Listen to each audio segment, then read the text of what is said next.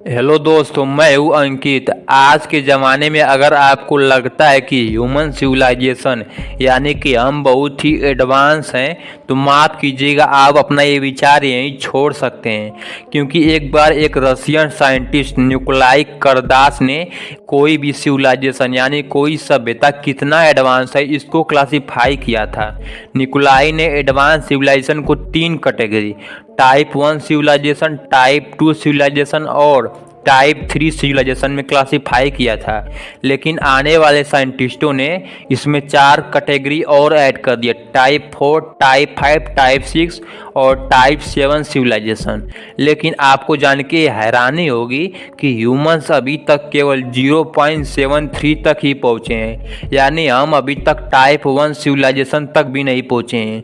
हम इतने एडवांस होने के बावजूद भी अभी केवल टाइप 0 सिविलाइजेशन और टाइप 1 सिविलाइजेशन के बीच में ही अटके हुए हैं। तो सोचिए कि टाइप 7 सिविलाइजेशन के लोग कितने एडवांस होंगे, और क्या जिसे हम भगवान कहते हैं वह टाइप 7 सिविलाइजेशन के लोग ही हैं। आपको क्या लगता है? पहले तो चैनल को सब्सक्राइब कर लीजिए, क्योंकि यह वीडियो आपका होश उड़ा देने वाला है।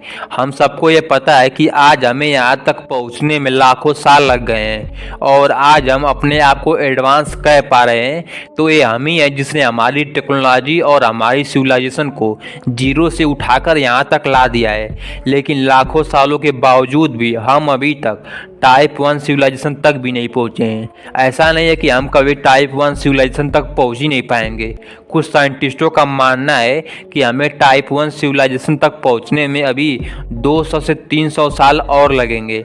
अगर हम टाइप 1 सिविलाइजेशन तक पहुँच जाते हैं तो हम क्या क्या कर सकते हैं? हम अर्थ की सारी एनर्जी को आसानी से यूज कर पाएंगे, जिसमें धरती की सारी नेचुरल रिसोर्सेज से लेकर सन से आने वाली सनलाइट जो अर्थ पे आ रही है उन सबको आसानी से एनर्जी में बदल पाएंगे।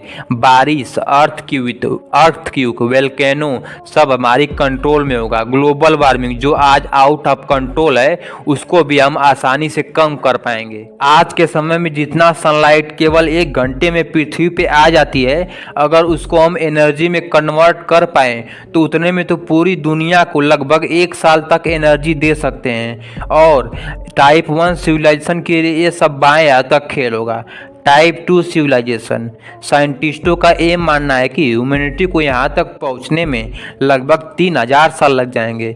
अगर हम टाइप 2 सिविलाइजेशन तक पहुँच गए तो टाइप 1 सिविलाइजेशन में तो हम सिर्फ अर्थ पे आने वाली सनलाइट को ही एनर्जी में कन्वर्ट कर पा रहे थे। टाइप 2 सिविलाइजेशन तक पहुँचने के बाद हम सन की सारी एनर्जी को ही अपने कब्जे में ले लेंगे।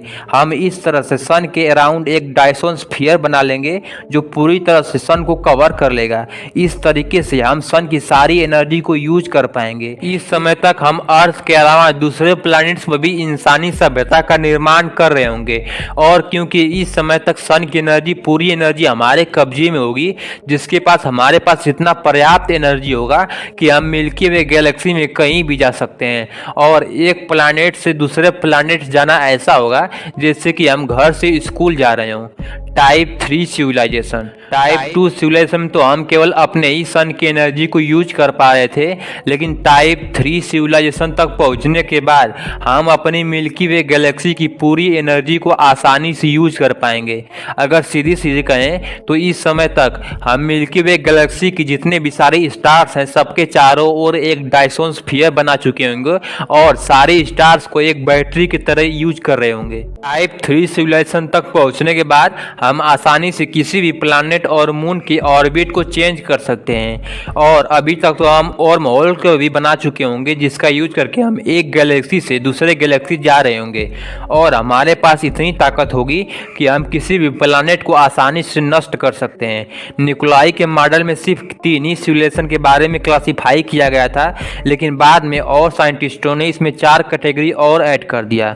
टाइप 4 सिविलाइजेशन, अगर हम टाइप 4 सिविलाइजेशन तक पहुंच गए तो हम इतने एडवांस हो जाएंगे कि हम कुछ ही घंटों में एक गैलेक्सी से दूसरी गैलेक्सी तक यात्रा कर सकते हैं, और हम चाहें तो दूसरे गैलेक्सी से फूड भी ऑर्डर कर सकते हैं।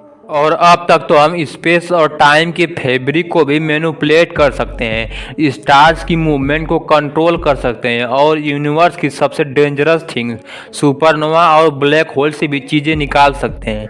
हम इमेजिन भी नहीं कर सकते कि अगर हम सिविलाइजेशन के इस लेवल तक पहुंच गए तो हम क्या क्या कर सकते हैं। तब तो प्लैनेट्स हमारे लिए रास्ते के पत्थर के अलावा कुछ नहीं होंगे। टाइप 4 सिविलाइजेशन में हम अपनी यूनिवर्स की सारी एनर्जी को यूज कर पाएंगे। इमेजिन करिए कि ऐसा यूनिवर्स जिसके सारे गैलेक्सी के सारे स्टार्स डायसोस्फीयर से घिरे हों और सारे स्टार्स बैटरी की तरह काम कर रहे हों और सारे प्लैनेट्स किसी कार की तरह एक गैलेक्सी से दूसरे गैलेक्सी जा रहे हों। कितना डेंजरस होगा। टाइप 4 सिविलाइजेशन में हम यूनिवर्स में कहीं से कहीं आसानी से ट्रेवल कर सकते हैं और ये भी पॉसिबल हो सकता है कि तब तक तो हम इंसान रहे बिना किसी रोबोट या फिर साई बॉक्स में बदल चुके हों, क्योंकि एक बायोलॉजिकल बॉडी में इंसान केवल 60 से 70 साल ही जीवित रह सकता है। टाइप 5 सिविलाइजेशन में हम इतने ज़्यादा पावरफुल हो जाएंगे कि किसी भी यूनिवर्स को डिस्ट्रॉय और क्रिएट आसानी से कर सकते हैं और तब तक तो इंसान को अमरता का वरदान प्राप्त हो जाएगा। इस सिविलाइजेशन में हमें मल्टीवर्स का एक्सेस मिल जाएगा और किसी भी यूनिवर्स में आसानी से ट्रेवल कर सकते हैं। टाइप 6 सिविलाइजेशन, यहाँ तक पहुँचने के बाद साइंटिफिक थ्योरी का माने तो यहाँ तक पहुँचने के बाद समय हमारे लिए एक खिलौने की तरह होगा। हम मल्टीपल टाइमलाइन बना और बिगाड़ सकते हैं, फ्यूचर प्रेजेंट कहीं भी हो आसानी से ट्रेवल कर सकते हैं और कोई भी घटना को चेंज कर सकते हैं और शायद यहाँ तक पहुँचने के बाद में 4th डायमेंशन का एक्सेस भी मिल जाएगा। इस सिविलाइजेशन में हमारा अपीयरेंस बदल सकता है और हम अपने मर्जी के मुताबिक अपने अपीयरेंस को डिसाइड कर सकते हैं। टाइप 7 सिविलाइजेशन, इस टाइप में पहुंचने के बाद तो शायद हम भगवान ही बन जाते हैं, लेकिन कुछ साइंटिस्टों का ये मानना है कि हम सिर्फ टाइप 6 तक ही जा सकते हैं, क्योंकि टाइप 7 कोई सिविलाइजेशन नहीं बल्कि एक अकेला क्रिएचर है जिसके हम सभी हिस्सा हैं। टाइप 0 से लेकर टाइप 6 तक सब वो सभी में प्रेजेंट होगा और उसका कोई फिक्स शेप नहीं होगा। तो क्या हम उस टाइप 7 सिविलाइजेशन के अकेले क्रिएचर को भगवान बुला सकते हैं? आपको क्या लगता है? कमेंट में ज़रूर बताइएगा। अगर इस वीडियो से कुछ नया जानने को मिला तो वीडियो को लाइक करके जाइएगा।